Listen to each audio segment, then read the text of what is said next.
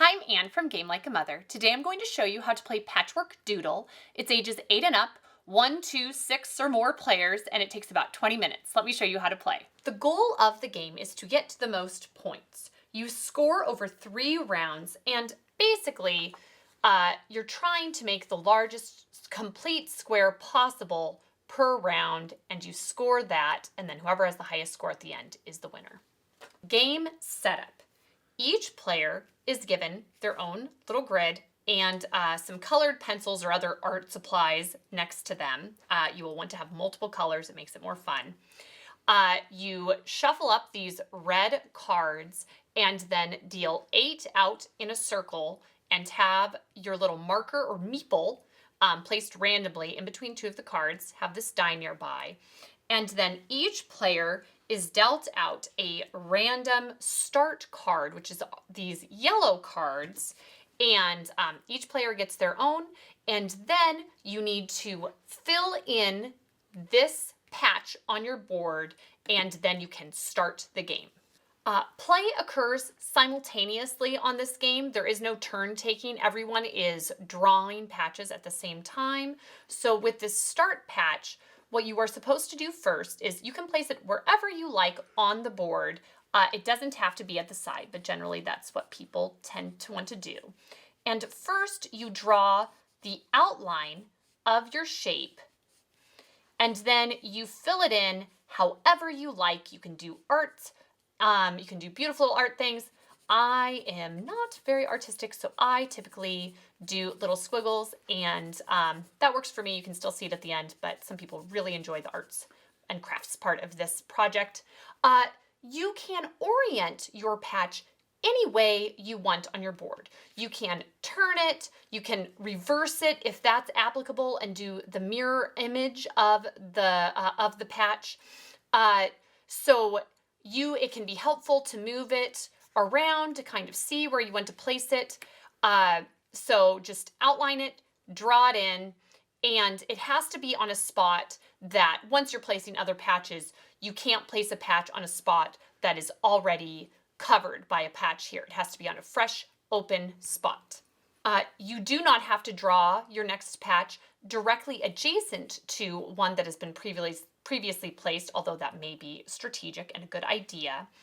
And you cannot erase any previously drawn patches, but if you start to draw a new patch and then realize, oh no, I actually don't want to do that, I want to move it over here, you are allowed to erase and move the current patch that you are currently placing to a different spot on your little board.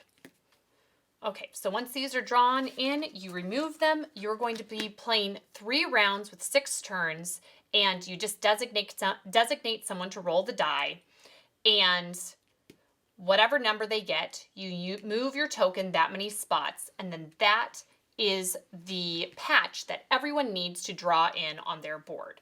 So everyone simultaneously picks a spot, outlines it, draws it in.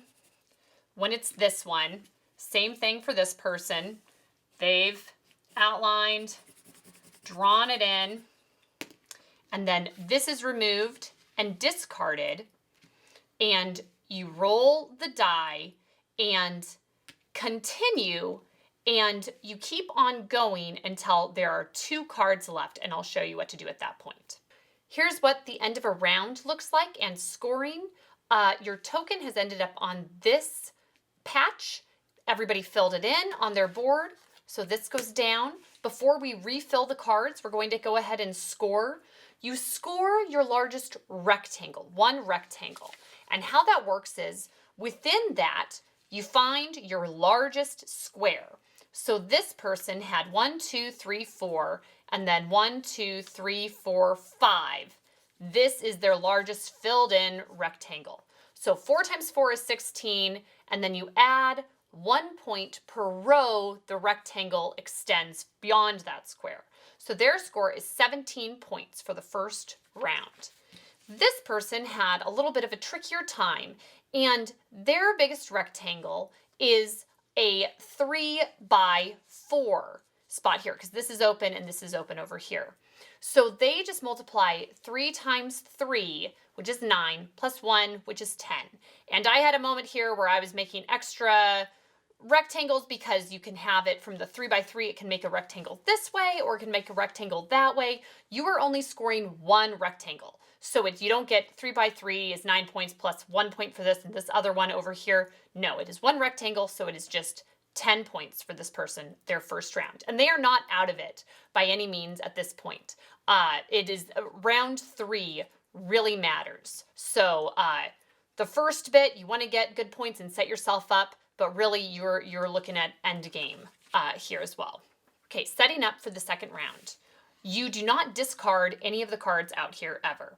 What you do is, at this point, you put these 2 cards that are already out here directly in front of the meeple, the marker, and then you deal out another 6 cards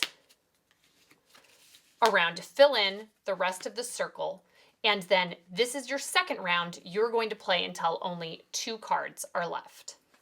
This is a good point of the game to also start considering the special actions that are listed at the bottom of your scorecard. They are, and you can use them at any point of the game, at the beginning, or usually you want to use them a little later on. The first one is when you roll this die and your marker is placed on the appropriate patch, one time you can choose to, instead of filling in this patch, you can look to the left or the right of what has been selected and draw that out here instead. And even if both players use it on the same turn and they just really don't like this one and both of them choose this one instead, at the end of the turn, this is still the one discarded into the discard pile, and the one that you've chosen instead stays out there, and you might roll it the next turn, and that might be what you move on to. You can use that once. When you've used it, you fill in the little bubble so you know. The next special action is pretty straightforward. You can fill in one empty spot on the board. So if you decide, if this player, they might decide to go ahead and fill this in, then they would mark this off. And you can use more than one action on a turn. And you can even do, if you wanted to fill this in right before scoring, that is allowed as well. At the end of a round, you could do that. So you fill that in, fill in your spot. There are some patches that are single patches, so you could get that as well. You don't have to use this to fill up the single patches, but it does come in handy. And then the next one is you can cut. You can do a single straight cut on a patch along one of these lines, and it has to result in the patch being in 2 pieces, and then you can place one of those pieces anywhere on your board. So sometimes there are patches where you couldn't cut the long way along here and cut off both of these, because then you've made it into 3 different patches. So it's pretty simple, one cut, and then it results in 2 patches, and you can only place one of them on your board. And finally, your other power is just the ability to reuse one of these powers at any point. So one of these 3 upper powers you can pick to use a second time, and then you mark that spot.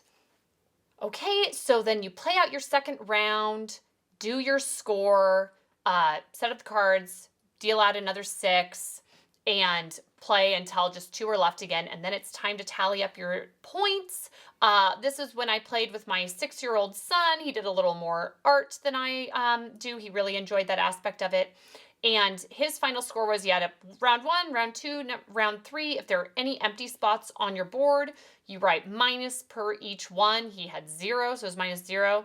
And his final score was 122, which he wrote in kindergarten manner. But he was very much the winner of this game. He did a great job.